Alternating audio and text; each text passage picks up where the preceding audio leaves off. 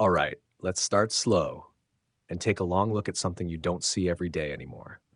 This is a 1958 Ford Ranchero, and somebody went ahead and dropped a 428 Cobra Jet under the hood. That alone tells you this thing has stories to tell. Paint was restored back in the late 90s, but somehow still holds that soft, glossy glow older restorations have. Not perfect, but honest. Chrome trim, surprisingly clean, no pitting, nothing missing. The interior is blue and white, tidy as can be, with that billet steering wheel and a factory look radio that's actually a modern unit pretending to be old. And the seller says every single light works, inside, outside, everything, which, if you've been around 50s Fords, you know that's like achieving electrical enlightenment. Underneath, it's got a C6 auto, 9-inch rear end, disc brakes, aluminum radiator, fresh dual exhaust, all the stuff that makes it a cruiser you could take anywhere. It's one of those cars you don't buy because you need it, you buy it because it makes your day better every time you look at it.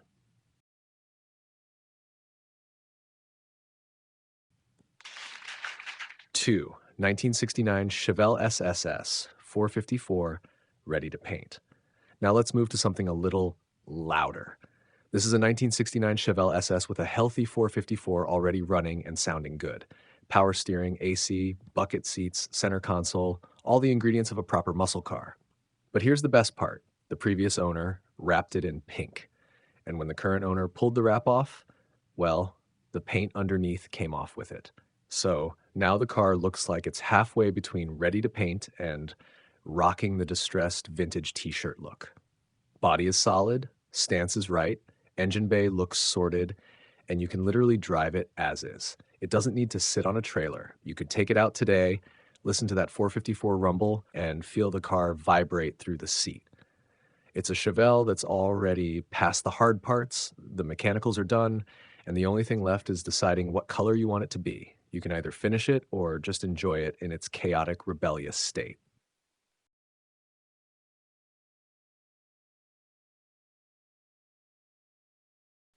3.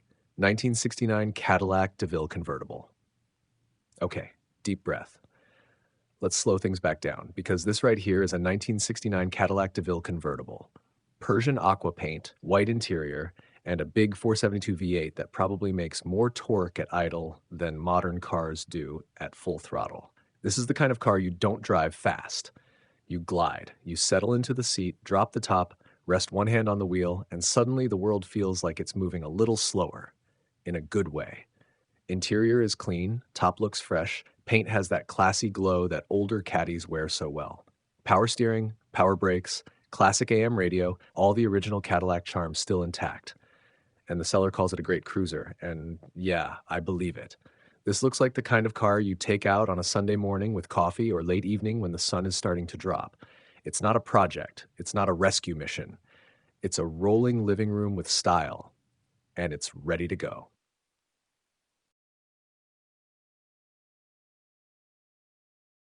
1969 Plymouth Roadrunner, numbers matching 383. All right, Mopar fans, try to breathe normally. This is a real RM23 Roadrunner, numbers matching 383, original metal, wearing that factory frost green paint. And yes, the beep beep horn still works. Somehow. This one has that feel of a car that never got abused, never got turned into a drag toy, never got hacked up in the 80s. The panels are straight, gaps are good, stance is perfect with the Magnum wheels and Cooper Cobras. Underneath is clean, trunk pans still original, factory drain plugs still there. Little details that tell you this thing lived a gentle life. Inside, you get the green cloth lash vinyl bench, correct steering wheel, clean dash, working gauges, even an aftermarket tack blended in without destroying the vibe. Fire up the 383 and it has that deep, confident rumble, the kind you only get from a Mopar big block breathing through dual exhaust with chrome tips. It looks right, it sounds right, it feels right. This is one of those cars where you instantly know somebody took care of this thing.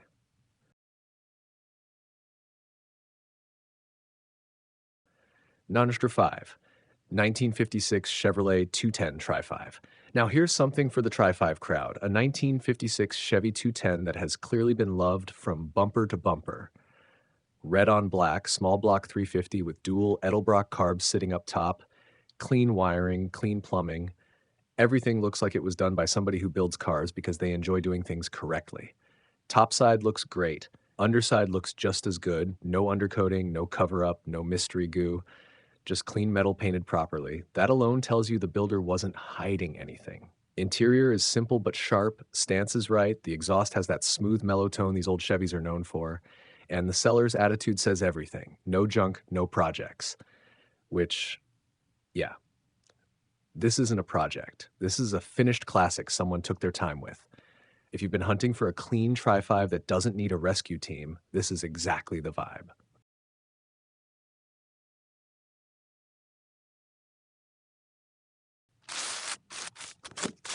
6. 1972 Ford LTD. All right, wrapping this set with something big, long, green, and full of personality. A 1972 Ford LTD, green on green, 400 V8, AC, power steering, power brakes, all the comfort stuff from the era when American cars were the size of small boats. Seller says the car was running and driving until a woman wrecked it, then parked it, and never touched it again. So it's got a story, probably a dramatic one. But here's the surprising part. The interior still looks great.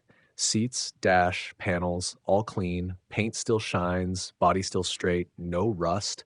It's like the car refused to give up even after its little life incident. This feels like one of those forgotten classics that just needs someone to show it a little attention. A battery, some fluids, maybe a few weekends of tinkering, and I bet you it'd roar back to life. It's not fancy, it's not rare, but it's full of charm and it deserves another run down the highway.